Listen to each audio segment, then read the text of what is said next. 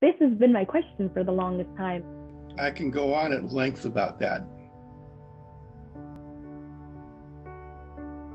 I feel like it's so easy for any question. It's just saying, oh, we'll just vote. It'll go away.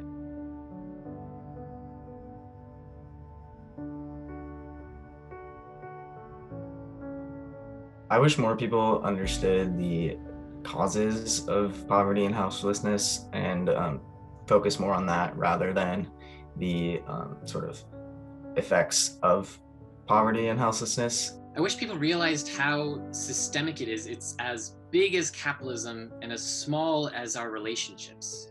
You have historically unjust economic practices, that affects us. You have families, they have their own history. Within oneself, you have trauma. This influences our ability to access and keep housing too. We often create an us versus them scenario, making ourselves feel invincible to the actual systemic nature that could push all of us into housing instability. People are getting caught at these intersections of racism, of sexism, of ableism, of homophobia and classism. These institutions that are meant to protect us, like healthcare systems and mental health care systems, are the ones that are inadequate and that are leaving people behind.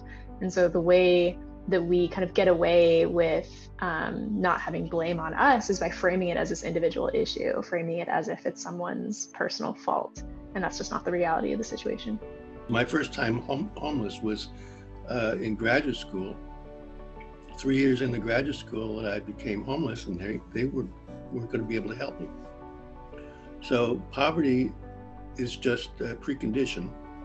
You must view people with financial need as just like you, even if their needs look different.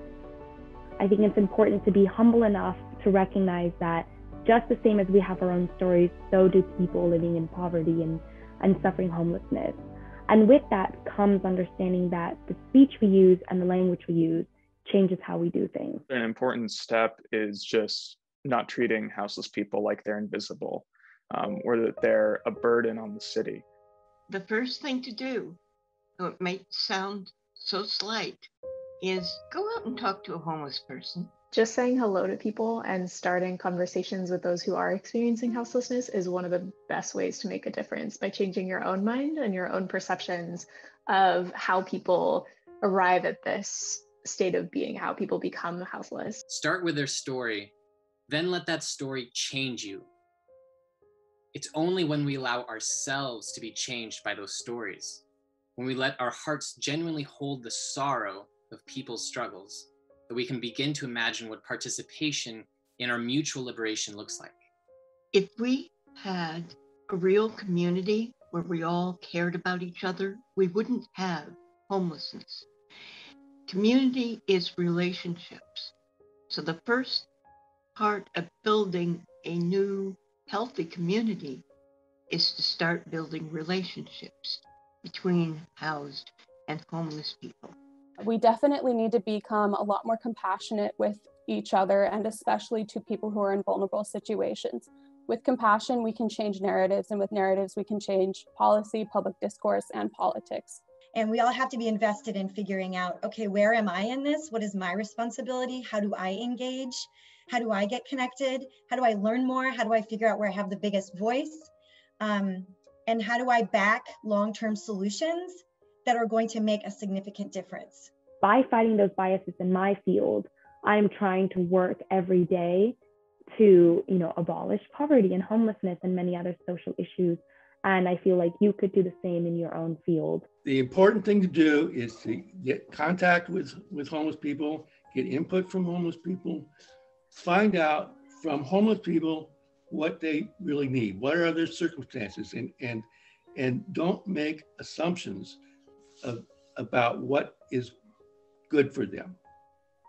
Always get input. Taking part in mutual aid efforts, like building shelters or infrastructure like community sinks, can be a really great first step. Or even just involving houseless people in classes like this, or in discussions like this, because they have a lot to say about the issue or about the problems that they face. And excluding them from those conversations doesn't do us any good. We can end this, but we have to do it together. This is not a homelessness crisis, it's a community crisis. And we need to come together to be able to have the will and the resources and the support to do what's going to be best for people who are experiencing this day in and day out, and making sure that they inform what we're doing. We're all part of the system, and we can all be part of changing the system.